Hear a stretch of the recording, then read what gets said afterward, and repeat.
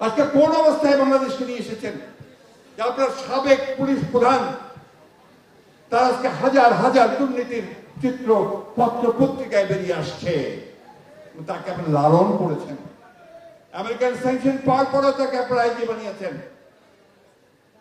আজকে একইভাবে সাবেক সেনা প্রধান তাকে স্যাংশন দেওয়া হয়েছে একটা মাত্র কারণে যে সে বাংলাদেশের লুট করেছে, চুরি করেছে এবং নির্বাচনে বাধা সৃষ্টি হয়ে দাঁড়িয়েছে। বন্ধুগণ, এই দায় কি শুধু ওদের, না এই দায় এই সরকারের, যারা আজকে জোর করে ক্ষমতা দখল করে বসে আছে? সেই জন্য আমি বারবার করে গতকালও বলেছি, এখনো বলছি যে এখন আপনাদের রিজাইন করা উচিত এই কারণে। একমাত্র বেনজির বা আজিজ কেন ভুক্তভোগী হবে? আপনারা ভুক্তভোগী হবেন না? এই অবস্থা তৈরি করেছে কারা?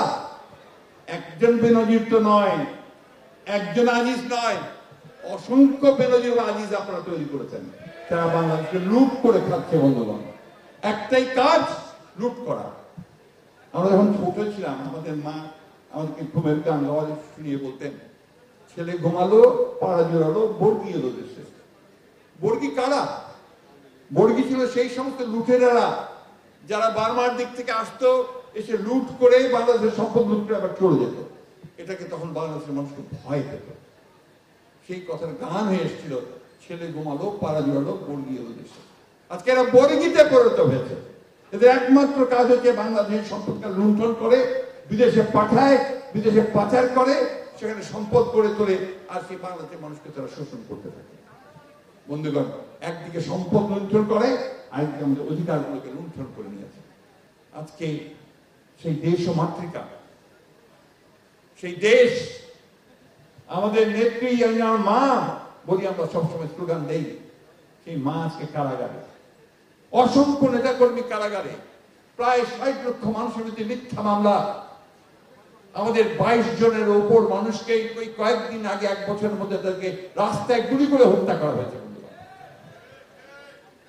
700 বেশি মানুষকে গুম করে ফেলা হয়েছে আমাদের ইলিয়াস আলী সহ। এই যে বীরের যেই আত্মত্যাগ, মায়ের যেই অশ্রুধারা, এটা কি বিফলে যাবে? আপনারা সেটাকে বিফলে যেতে দেবেন? তাই যে কথা বলছিলাম, এখন জেগে উঠবার সময় এসেছে বন্ধুগণ। সে জেগে উঠবে তরুণ যুবক। নজরুল ইসলাম তার কথায় বলেছে, কে আছো জোয়ান, হও আগুয়ান, থাকিছে ভবিষ্যৎ। আমাদের নেতা, যিনি আজকে আমাদের কথা শুনছেন এখানে, আপনারা যার দিকে তাকিয়ে আছেন, যিনি আজকে নেতৃত্ব দিচ্ছেন, যে পতাকা তিনি এখন সেই শহীদ জিয়ার পতাকা, স্বাধীনতা, গণতন্ত্র, সার্বভৌমত্বের পতাকা তুলে ধরেছেন এবং এই সরকারের মিথ্যা মামলায় নির্যাতনে যাতা করে পড়ে নির্বাসিত হয়ে আছেন, তিনি আমাদেরকে সুদূর থেকে নেতৃত্ব দিচ্ছেন। অতি অল্প সময়ের মধ্যে তার অসাধারণ যে সাংগঠনিক যোগ্যতা, সেই যোগ্যতা দক্ষতা দিয়ে তিনি গোটা দলকে ঐক্যবদ্ধ করেছেন, গোটা জাতিকে ঐক্যবদ্ধ করার চেষ্টা করছেন। বন্ধুগণ, আমাদেরকে বেরিয়ে আসতে হবে, আমাদেরকে বেরিয়ে আসতে সমস্ত ভয়, ভীতি সবকিছু তাচ্ছিল্য করে আমাদের দেশ ও মাতৃকার ডাকে, আমাদের মা দেশনেত্রী বেগম খালেদা জিয়াকে মুক্ত করবার লক্ষ্যে তার ডাকে, আমাদের নেতা তারেক রহমানের ডাকে আসুন আজকে আমরা সবাই বেরিয়ে পড়ি।